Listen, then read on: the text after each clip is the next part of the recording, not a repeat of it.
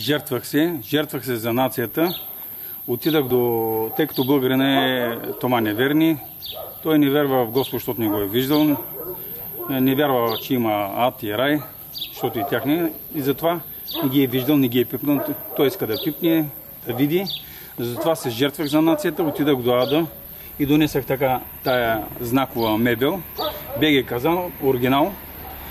Подадах заявление до Фандъкова да го сложа на този казан, който е много голям. Той сигурно на 8 човека може да събере, до 10. Да го сложа пред Народното събрание, където пише Съединението прави силата, но всички знаем, че в повечето случаи сме разединени. Предложиха ми да го сложа до паметника на Съветската армия. Наистина хубаво, голямо място, но не му е там мястото.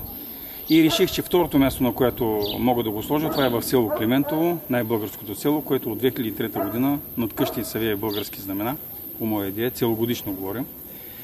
Взех и рецепта от ада за варене на българина. Българина трябва да ври на бавен огън, защото бавно му вира главата.